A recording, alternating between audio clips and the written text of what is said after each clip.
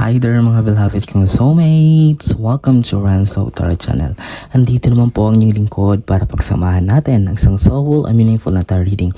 Dito lamang po sa inyong laging naabangan, sinusubaybayan at pinakamahal na Ranso Tarot Channel.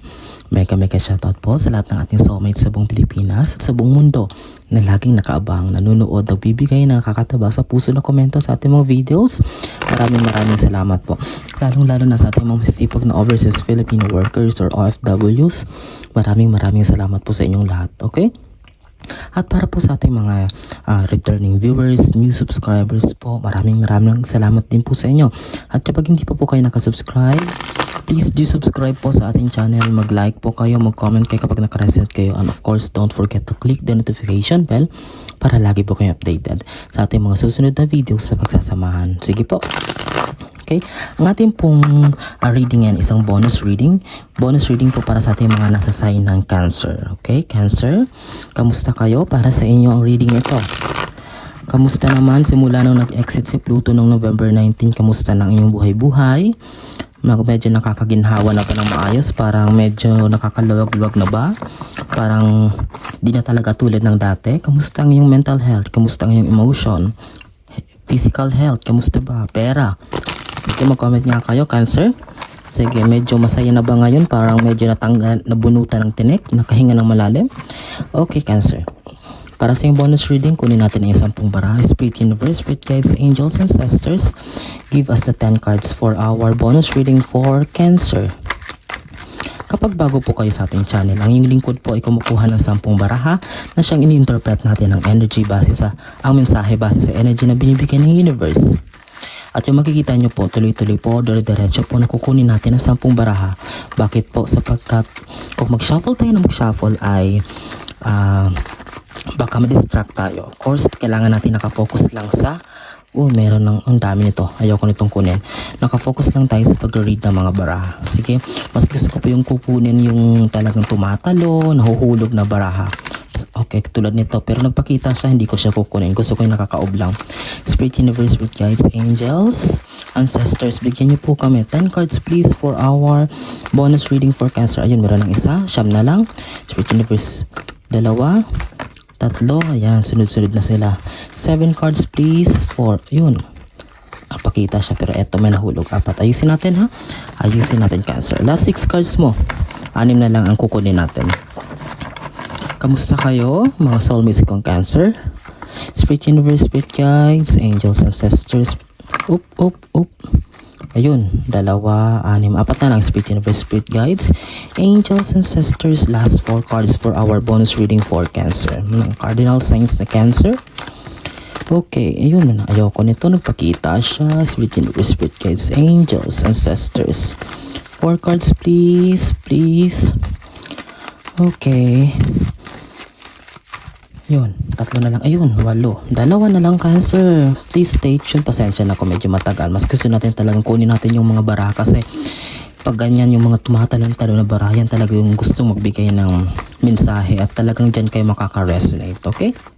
Last 2 cards. Spirit Universe, Spirit Guides, Angels, Ancestors. 2 cards please for Cancer. Cancer,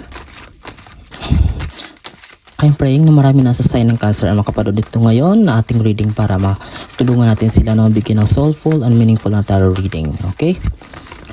And please do recommend our channel sa mga kakilala nyo, kaibigan nyo na mahilig rin sa tarot reading kahit hindi sign ng Cancer. Ayoko niyan, 2. Okay, medyo may katagalan. Pasensya na po ha, pero just stay tuned po. Kukunin lang po natin talaga yung 2. Last 2 cards please for Cancer, Spirit Universe, Spirit Guides, Angels. Ayun siya. Last 1. Ayun, ito na. Kompleto na. Cancer, stay tuned. Ilagay lang natin sa gilid itong baraha. Siguro next week nating mga reading ay medyo maninibago kayo kasi dito setup natin may mga idadagdag tayong like mga decorations kasi may in-order ako ng mga parating. Minimalist pa rin pero makakadagdag siya sa ganda ng ating setup. Okay? 1, 2, 3, 4, 5, 6, 7, 8, 9, 10. Uy, sumobra ng isa. Sige, lagay lang natin dyan. Baka kailanganin natin ng isang bonus card para sa clarification. 2, 3, 4, 5, 6, 7, 8, 9, 10. Okay, yan nakita nyo ha. Sige Cancer, wag nating patagalin pa para sa yung bonus reading. Simulan natin sa yung opening card. Wow! Wow agad, Queen of Pentacles. Cancer, kamusta ang kapirahan? There are some of you daw ngayon na parang medyo nabunutan ng tinik in terms of problema or mga suliranin or parang iniisip in terms of money. Okay, but most of you, although nag-exit na si Pluto sa inyong bahay noong November 19, yung nararanasan nyo ngayon na parang transformation is more on parang peace of mind muna, parang good health.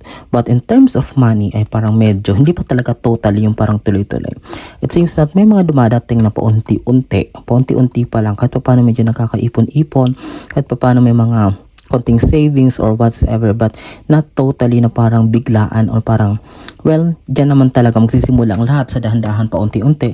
But Cancer, at least nakikita mo na meron ng pagbabago na nangyayari. Okay?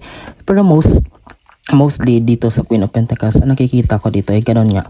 Karamihan pa sa Cancer ay hindi naman totally struggle. Medyo kinakapos pa rin, but at least somehow may pumapasok naman or kahit pa paano may nasasolve na ito ng madali or parang kahit pa paano marami ng nagagawang paraan para masolusyonan ang problema or pangangailangan na may kinalaman sa pera. Okay? Tingnan nga natin, pangalawa. Oh, wow! Wow! Oh my God. Lumabas ang Wheel of Fortune, pangalawang baraha pa. Ibig sabihin nito, Cancer, magkatasunod sila ng Queen of Pentacles. Okay? Don't you worry.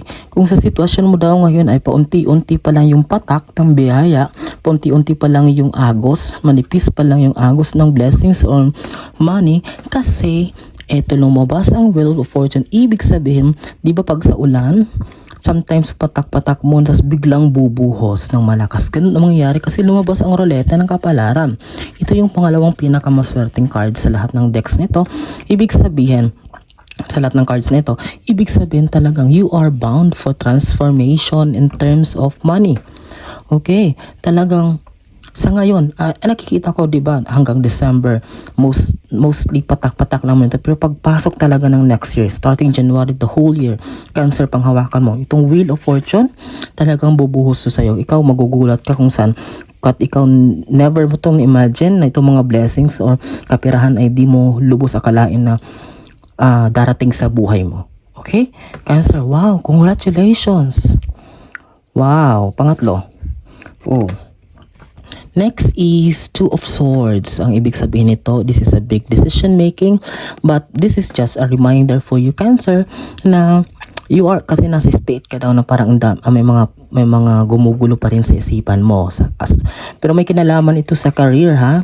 Kasi at saka sa kaperahan, maaring merong iba sa inyo na nagugulahan pa rin kung magte-take risk na ba, ngayon na ba gagawin ang desisyon or palipasin muna or tama ba itong ginagawa. Ito yan, nag-iisip ka talaga, tinitimbang mo ng mabuti.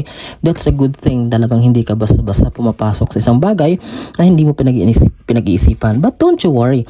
Bakit ko sinasabi na don't you worry, Cancer?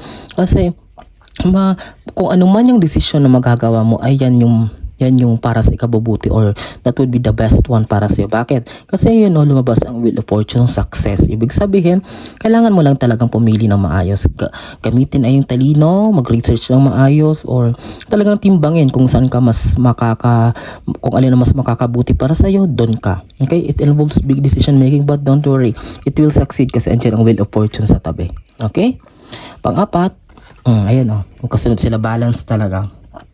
So far, Cancer, kung dun sa mga tao, dun sa mga Cancer na meron ng paunti-unting biyaya or comes na dumating itong isang buhos o bigla ang buhos ng sunod-sunod na buhos ng blessings para sa iyo, this is always a reminder kahit hindi pa dumating, and everyday happenings or everyday sa bawat araw ng buhay mo, simula ngayon hanggang sa mga buong buhay mo, kailangan matuto kang magbalanse, lalong-lalo na balansehin ang pera mo or ang mga bagay na may kinalaman sa pera.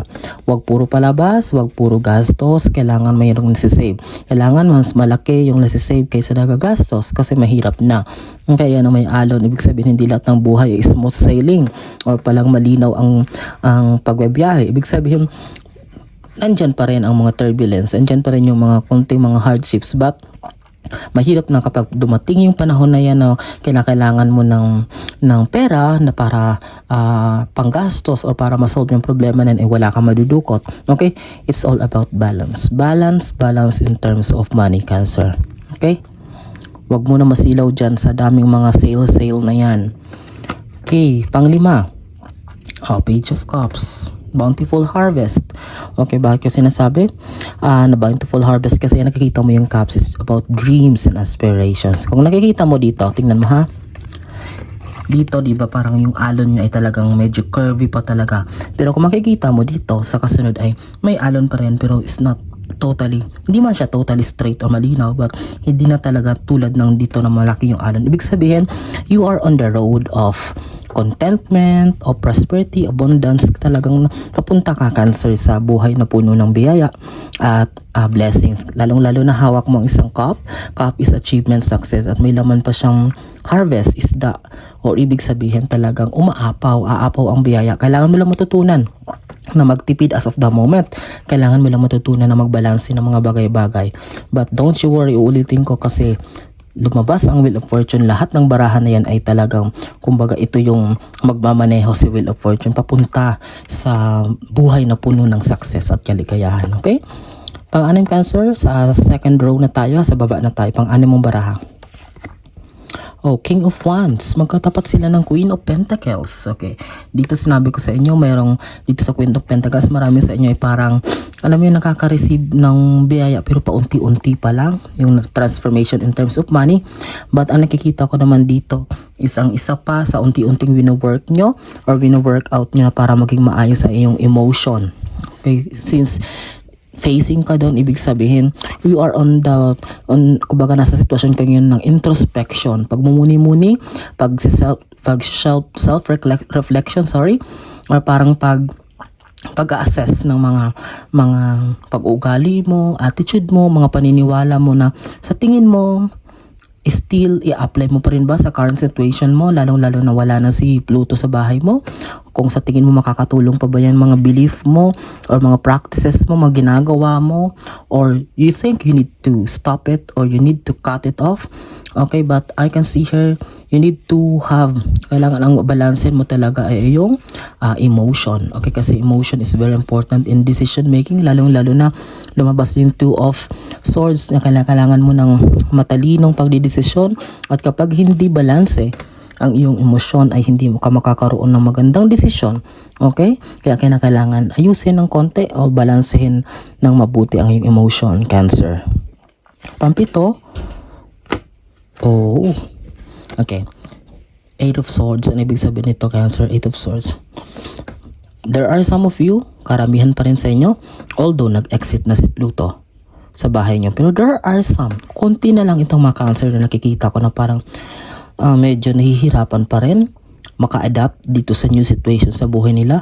Maaaring iba sa inyo ay parang nasa sitwasyon pa rin na medyo nalilito, naguguluhan, nalulungkot, parang nawawala ng gana sa buhay, or parang it seems that lonely, or there's something peace na missing sa buhay nila. That's why they are feeling this emptiness or loneliness in their life. Okay, but this Eight of Swords is just showing that human as we are, hindi tayo perfect. Nakakaranas tayo talaga na mga konting mga kalungkutan. There are days talaga, hindi naman lahat ng araw ay talagang masaya.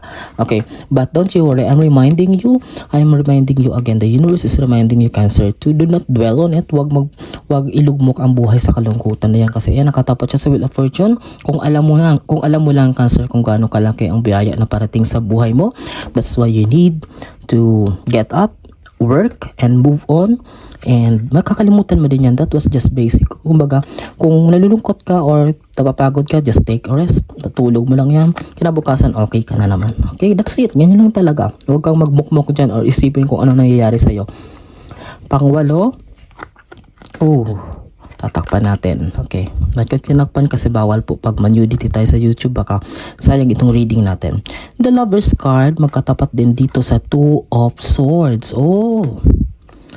Yung decision making daw, Cancer, na itong decision making na ginagawa nyo rin ay connected din daw sa love life or sa relationship. Meron bang parang call off or parang miscommunication na nangyayari ngayon sa mga Cancer dyan na in a relationship? Okay, mag-comment niya kayo. Ano ba tong parang medyo konting labo or parang hindi pagkakaintindihan ng yung partner?